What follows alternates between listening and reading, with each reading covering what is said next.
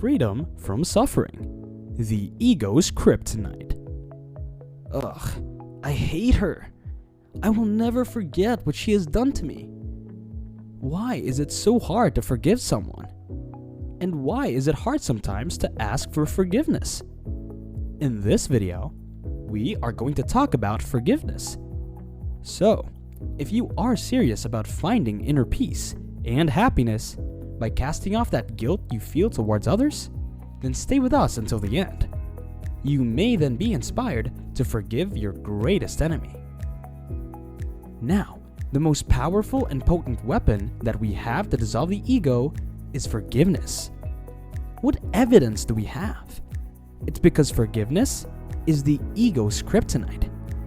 But it doesn't want you to notice that. So it does everything it can to persuade you that forgiving is unimportant. Because the ego is the belief in separation. It will always have some amount of control over you, as long as it can convince you out of that. So, as long as there is anyone or anything in your life that you haven't forgiven, the ego rules supreme. Because the ego's program is the belief in separation, everything the ego does is ultimately a way of reinforcing this belief. The ego has more power because you feel you are more independent. Every animal in nature, predator or prey, now knows where to get food. That is what evolution excels at.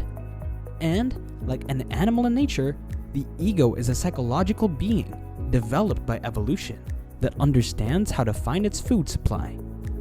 Your attention is the ego's fuel supply.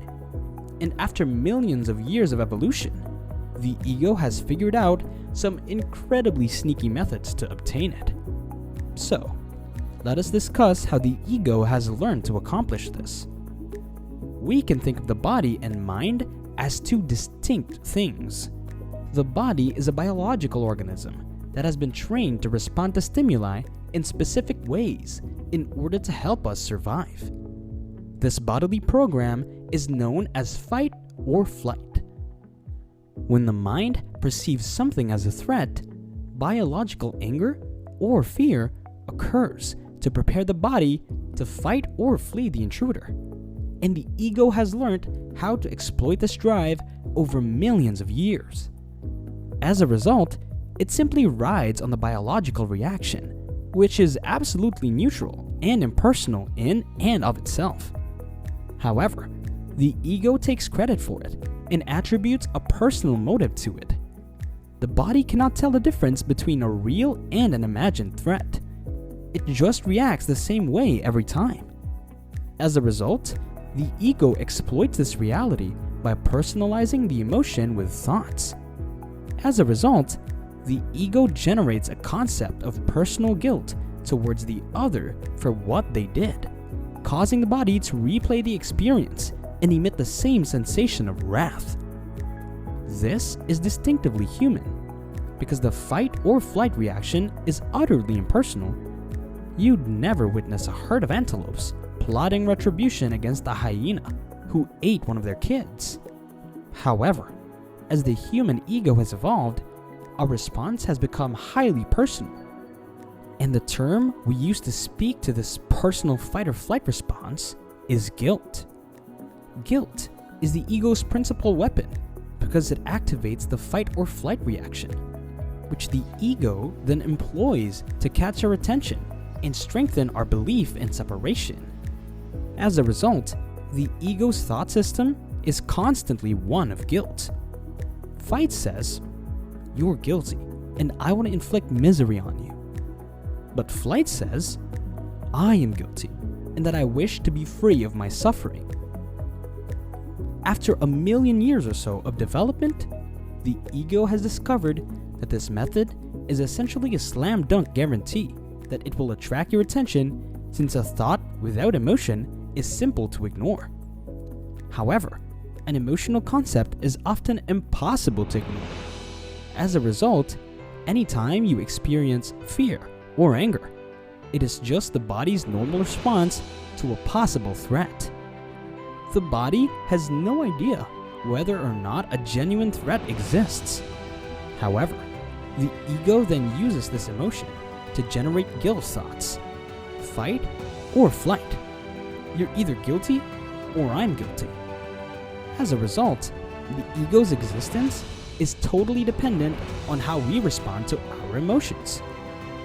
Now, I'd like to present you with the two universal laws of guilt.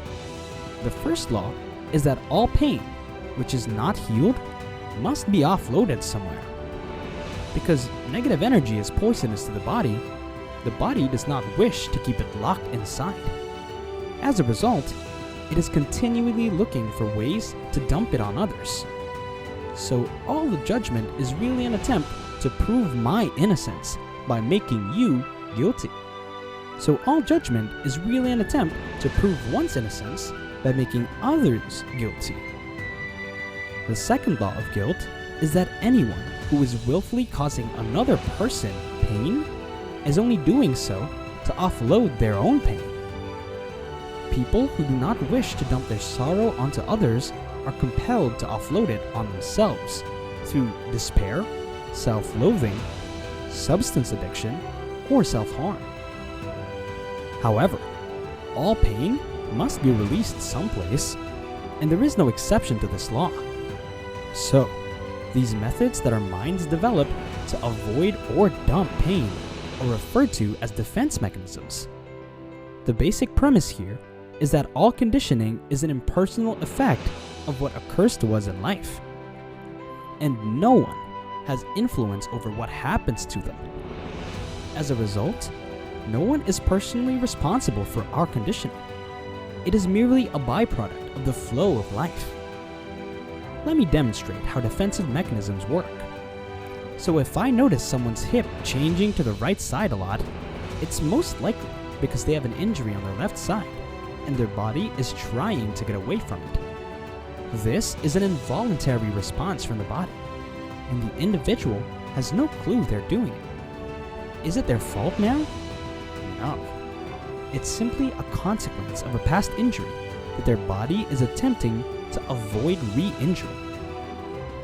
In the same way, anyone who causes harm to another person is exhibiting that they have a dysfunctional movement pattern in their head, and that is the impersonal result of a past trauma.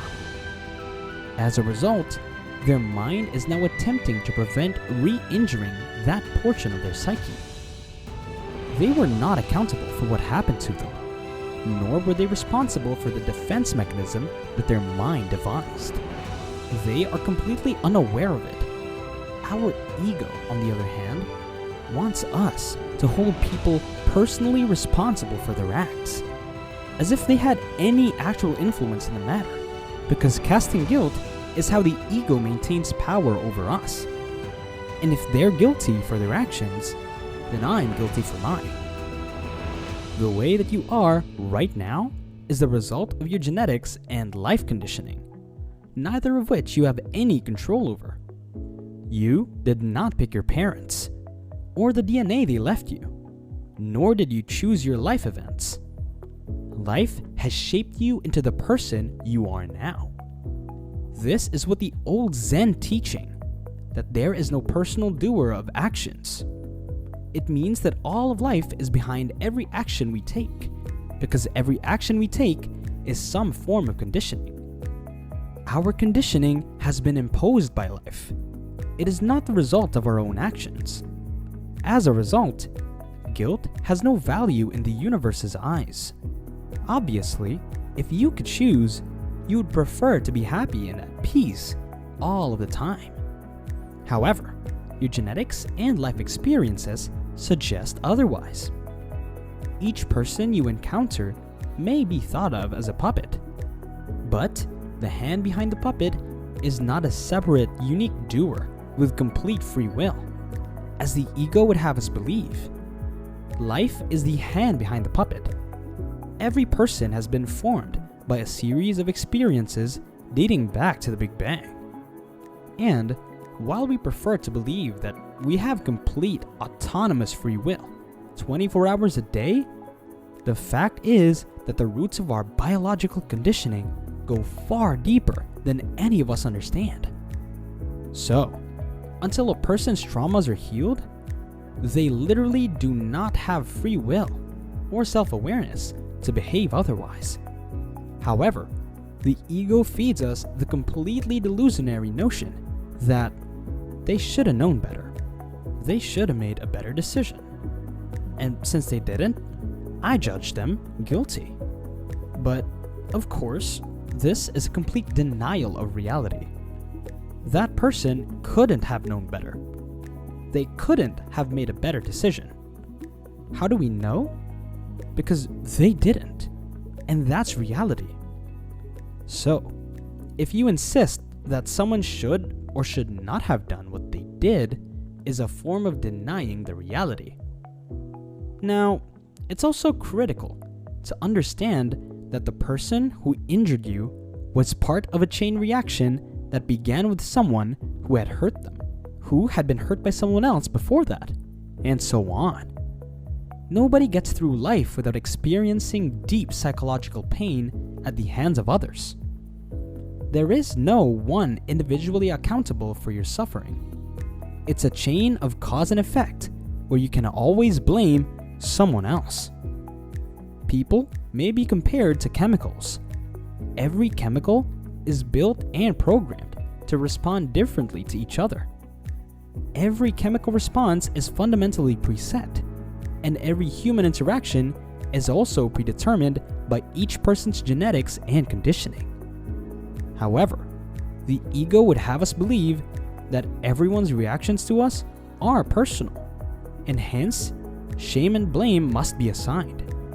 As a result, this ridiculous circle of guilt and blame will continue indefinitely unless someone decides to end the loop. As a result, forgiveness is the voice of reason that stops the ego's cycle of guilt and blame. Because no idea ever leaves its source, forgiveness kills the ego by removing the hooks of guilt that the ego has put on us. That is, if you sense guilt in another person, it is because you first recognized it in yourself. However, if you refuse to perceive guilt in others, you will also refuse to see it in yourself. However, the ego tells us that forgiving is a sign of weakness, since it implies that we acknowledge that what they did to us was justified. However, forgiving is the exact opposite. It is the most powerful act because it says, "I am too precious to be wounded by you." Jesus, in the face of death, forgave his oppressors by saying, "Father, forgive them, for they do not know what they are doing." We can all agree that Jesus forgiving his murderers as they were murdering him was the most powerful move he could have displayed at the time.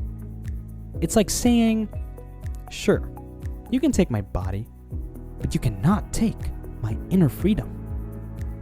Forgiveness is constantly reminding us that the past is finished and no longer serves me.